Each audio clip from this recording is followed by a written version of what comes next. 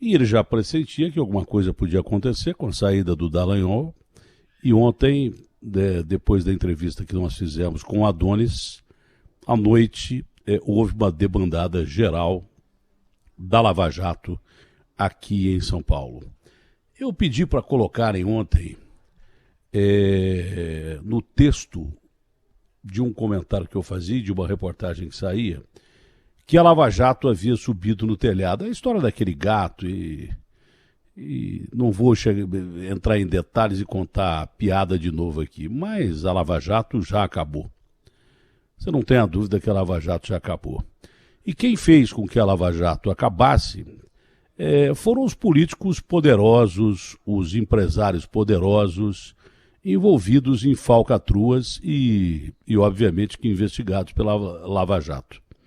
Com a Lava Jato acabando, as denúncias vão para o espaço. O Supremo, que havia, num primeiro momento, referendado as ações da Lava Jato, dado a impressão ao país que o país ia ser passado a limpo, tudo isso foi por água abaixo. Não se iludam, porque eu não tenho mais realmente nenhuma esperança de que aquela perspectiva de que o bandido, o chefão de quadrilha, vá para a cadeia, independente da posição dele, né?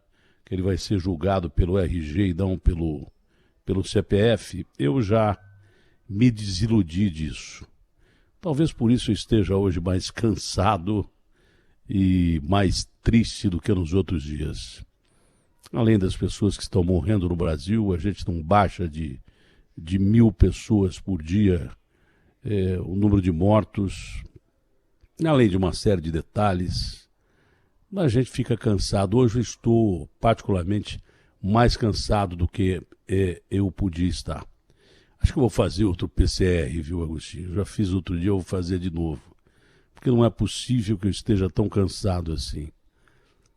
Mas acho que é cansaço mesmo mental de ver que esse país aproveita até a oportunidade de pandemia, onde o foco das questões está sobre as doenças, as mortes e a economia que quebraram em muitos estados, como aqui, conseguiram quebrar.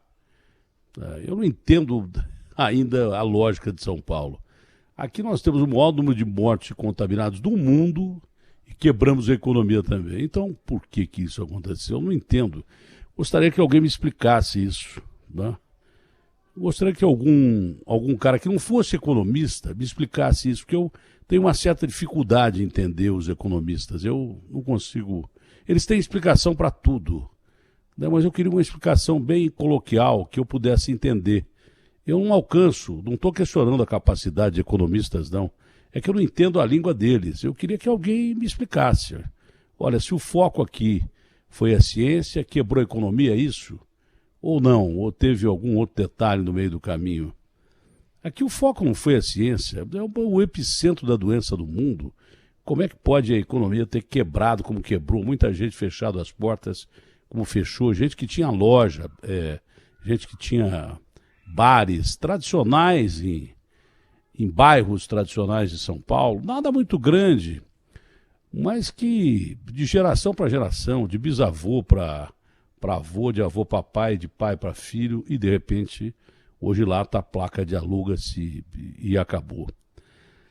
Eu não entendo isso, né? Daí de repente aproveitam essa pandemia, onde o foco, digo, é a doença, e dinamitam a Lava Jato com uma disfarçatez tão grande, não é?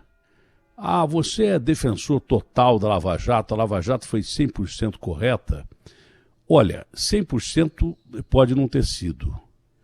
Pode ter tido falhas e erros e excessos, como dizem os defensores da lei e da ordem, não é? Não sei se são todos os defensores da lei e da ordem. Alguns são picaretas que se beneficiam disso.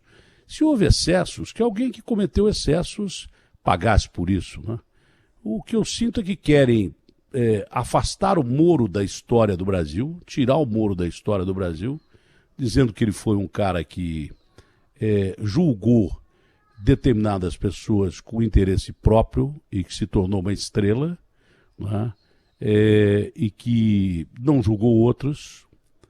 Isso aconteceu em parte, aconteceu mesmo. Ele deixou uns caras do PSDB para trás, esqueceu e julgou de outros partidos. Isso é inegável, aconteceu mesmo, né? O Serra, por exemplo, que há muito tempo os caras vinham falando do Serra, ninguém foi atrás do Serra. Agora apareceu o rabo do Serra, do Alckmin e daí por diante. Mas ele teve uma contribuição importante para o país, do nosso ponto de vista. Tanto que ele era cotado até outro dia como o cara que seria o futuro presidente da República. Ele caiu numa armadilha, dessas armadilhas que a gente pode botar na mosca azul do Machado de Assis. Eu não vou explicar o que é a mosca azul do Machado de Assis em detalhes, é simplesmente a vaidade, vamos dizer assim. O Moro começou a ser tratado como um super-herói, como Batman, super-homem, sei lá o quê. De repente apareceu um cargo no poder, ele foi para dentro do cargo do poder. Ora, que situação melhor teria o Moro para ser anulado como candidato a presidente da República? Exatamente um presidente da República que tem interesse em reeleição. Você acha que o presidente da República que tem interesse em reeleição gostava todo dia que saía que o Moro era muito mais bem avaliado que ele? O governo Bolsonaro, 32%, o Moro, 62%. É claro que o presidente não gostava. Isso é inerente do ser humano e do político. O Bolsonaro não é ingênuo. Ele vai ter um candidato à presidência da República que tem um desempenho melhor que ele dentro do governo dele? Claro que não.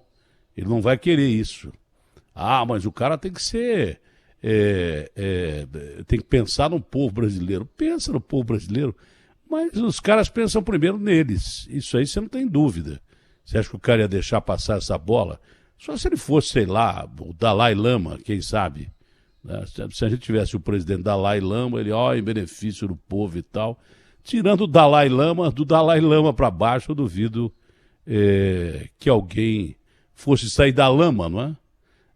Para que a política brasileira, boa parte dela, e ter essa grandeza de falar, não, vou levantar a bola para o cara ser presidente do meu lugar. Claro que ninguém chega à presidência da República sendo ingênuo. Então era o pior lugar para o Moro estar se ele queria ser presidente da República. Tanto que eu acho que ele nem queria.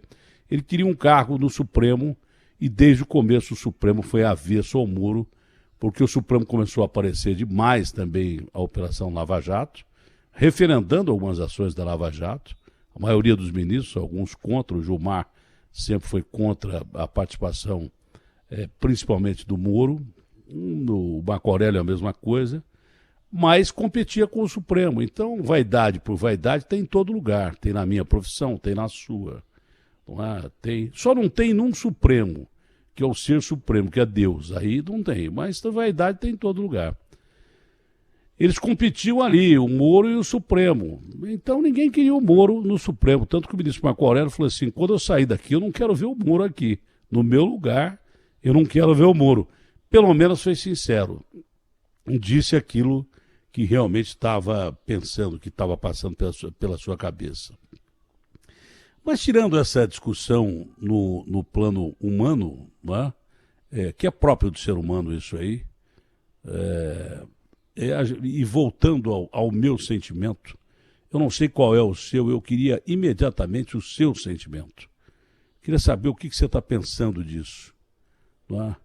Esses poderosos acabaram com a Lava Jato, e o meu sentimento hoje é muito ruim, muito triste. É o sentimento de que o corrupto vai continuar levando vantagem e que no Brasil tudo aquilo que se mostrou de barbaridades que cometeram com o dinheiro público, de empresas que eram empresas honradas e honestas e decentes, na verdade eram operadas por verdadeiros ladrões, espetalhões, que ficaram mais ricos depois que foram presos, essa é a grande realidade, e ganharam mais dinheiro depois que foram presos, essa é a grande realidade, e que andam por aí. Por aí acho que não andam tanto, porque quando vai em algum restaurante, em algum lugar, aquele ladrão lá.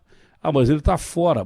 Está fora por causa da grana. Então o cara prefere pegar o seu jato de milhões de dólares que ele tomou da gente, do nosso dinheiro público, e vai jantar em Nova York, vai jantar em Bangkok, vai jantar no raio que o parta. E o avião desses caras não cai nunca, né? Só cai avião com um pobre dentro. O cara desse ladrão não cai nunca. Mas ele pega o jatinho dele, dá no pé do Brasil e pronto, acabou. Esses vagabundos. Então eu fico com aquela ressaca emocional e que a sensação de que no Brasil o crime compensa, o rouba mais faz, continua imperando, é o nosso futuro presente, vai. Futuro presente. Aqui e daqui a alguns anos a gente vai continuar experimentando essa sensação até que apareça um cara parecido com o Moro, mas que não tenha intenção nem de ir para o Supremo, nem de ir para a presidência da República, ou sei lá, quem lá, um presidente da República, que não tenha tanta vaidade, que acredite mais em governar para o povo, porque pode aparecer. Isso pode aparecer um cara que não seja político assim como a gente conhece e que realmente tente colocar as coisas no lugar. Fora isso, essa palavra que é tão importante para a gente nesse momento, é fundamental para a gente nesse momento, uma delas é a misericórdia, que a gente tem que acreditar na misericórdia divina, com Deus nos procurando num momento tão difícil como esse, para salvar a nossa pele, né? Em todos os sentidos, que as pessoas tenham emprego, que os doentes se curem, que morra menos gente. Então a misericórdia divina, ela é preponderante, né? Aliás, esse é um dos lemas do Papa Francisco e dos grandes líderes religiosos, né? Que Deus nos procure num momento tão difícil como esse. E que a gente tenha um pouco mais de sorte em ter menos ladrão cuidando dos interesses públicos. Mas é só questão de sorte, porque a questão de justiça vem anular a outra palavra que eu acho fundamental, que a minha está realmente combalida. Espero que você não perca. Eu também tento não perder todo dia, que é a esperança. RB fechada com você.